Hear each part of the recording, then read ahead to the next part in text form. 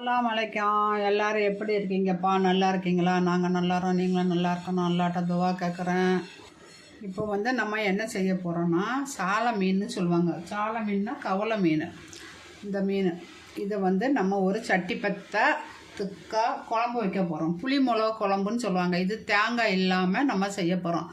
எப்படியே வாங்க பார்க்கலாம், வீடியோக்குள்ளே போகலாம். இப்போ இதுக்கு அரைக்கிறதுக்கு சாமான் பாருங்கள், என்ன பொருள்லாம் வச்சுருக்கேன்னு பாருங்கள். மிளகு, சோம்புனா பெருஞ்சீரகம், கருவேப்பிலை, 2 தக்காளி, ஒரு 3 வெங்காயம், 2 பச்சை மிளகாய், அப்புறம் ஒரு 4 பல்லு பூண்டு. எவ்வளவோ மிக்சியில் நம்ம இப்போ அரைச்சிட்டு வரலாம். இப்போ என்ன பண்ண போகிறோன்னா, பக்கத்தடுப்பில் மீன் குழம்பு இருக்குது, பாறை மீன்.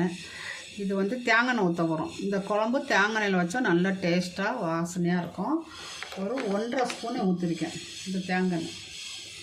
கோகோனட் ஆயில் இது நமக்கு எங்கே கிடைக்குன்னா, டி மார்க்கெட்டில் கிடைக்கும். எல்லா ஊர் டி மார்க்கெட்லேயும் இந்த இது கிடைக்கும். இப்போ இதுக்கு கடுகு போட போகிறோம்.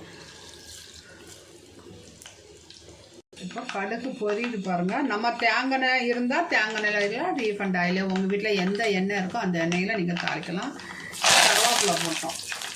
அப்புறம் ஒரு பாதி வெங்காயம், பாதி தக்காளி வதக்கிறோம். இந்த வெங்காயம் தக்காளி கூட உப்பு போட்டுடலாம், தேவையான அளவு உப்பு. இதுக்கு 1 ஸ்பூன் உப்பு. நல்லா அரை வச்சு நல்லா வதங்கிட்டு பாருங்கள். கண்ணாடி மாதிரி வதங்கிச்சு. உப்பும் போட்டு தக்காளியெல்லாம் நல்லா வதங்கிடுச்சு. நம்ம இப்போ வெங்காயம், தக்காளி, பச்சை மிளகா, மிளகு எல்லாம் அரைச்சத மசாலா போடுறோம்.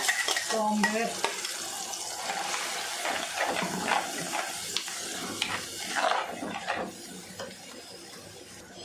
வெறும் அரைச்ச இஞ்சி, நம்ம ஏற்கனவே பூண்டு போட்டுட்டோம், அதனால் அரைச்ச இஞ்சி 1/2 ஸ்பூன் போட்டிருக்கோம். நல்லா வதக்கும். இந்த எண்ணெய் பிரிய வர நல்லா வதக்கணும். நம்ம இது கூட ஒரு 1/2 ஸ்பூன் காஷ்மீர் மிளகாத்தூள் போடலாம். நல்லா கலர் கொடுப்போம். போட்டு நல்லா நம்ம வதக்கிட்டே இருக்கலாம். இது இந்த குழம்பு வச்சு கொடுத்தீங்கன்னா, சளி பிடிச்சிருக்கவங்களுக்கு கூட நல்லா சளி போயிருங்க. ஏன்னா மிளகு, நம்ம இந்த பூண்டு எல்லாம் இது கூட சேர்க்குறனால, இஞ்சி எல்லாம் சேர்க்கறனால போயிடும். அது நல்லா வதக்கட்டு. இந்த அளவு புளி எடுத்து நம்ம கரைச்சிடலாம். ஒரு நெல்லிக்காய் அளவு புளி எடுக்கும். எண்ணெய் நல்லா பிரிஞ்சு வருது. ஒரு 1/2 ஸ்பூன் தனி மிளகாத்தூள், ஒரு 1/2 ஸ்பூன் தனியாத்தூள்,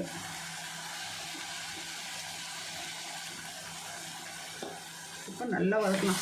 என்னடா காஷ்மீர் மிளகாத்தூள் போட்டாங்க, நல்ல மிளகா போட்டாங்க, பச்சை மிளகா போட்டாங்க, அப்புறம் இதுக்கு தனி மிளகாத்தூள் போட்டீங்க. அதெல்லாம் போட்டால் தான் அந்த குழம்பு நல்லா காரசாரமாக சுருக்குன்னு இருக்கும்.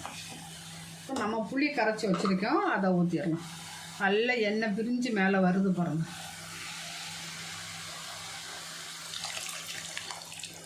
உப்பும் புளியும் சுருக்குன்னு இருக்கணும். காரமும் 3ம் சமமாக இருந்தால் தான் மீன் குழம்பு நல்லா டேஸ்ட்டாக இருக்கும். இப்போ நம்ம மிக்ஸி ஜாரை கழுவி அப்படியே ஊற்றிடலாம். அவ்வளோதான், ஈஸியாக செஞ்சிடலாம் அந்த மீன் குழம்பு. எல்லாம் போட்டோமா, மஞ்சத்தூள் மறந்து போச்சு. மஞ்சத்தூள் இப்போ மீனை போட்டுடலாம். அப்படியே வரிசையாக அடிக்கடிக்கு போட்டுடலாம். மீனும் போட்டாச்சு, குழம்பு ரெடியாகிடுச்சு. நீங்களே இதே மாதிரி செஞ்சு சாப்பிட்டுட்டு எப்படி இருக்குன்னு கமெண்டாக சொல்லுங்கள். என் சேனலுக்கு சப்ஸ்கிரைப் பண்ணுங்கள். பக்கத்தில் இருக்க பெல் பட்டனை கிளிக் பண்ணுங்கள். அப்போ தான் நான் போகிறவுடைய வீடியோ நீங்கள் உடனுக்குடனே பார்க்கலாம். ஃபஸ்ட்டில் இருந்து லாஸ்ட்டு வரை பாருங்கள் என் சேனலுக்கு. அஸ்ஸலாமு அலைக்கும். நான் அடுத்த ஒரு நல்ல வீடியோவில் சந்திக்கிறேன்.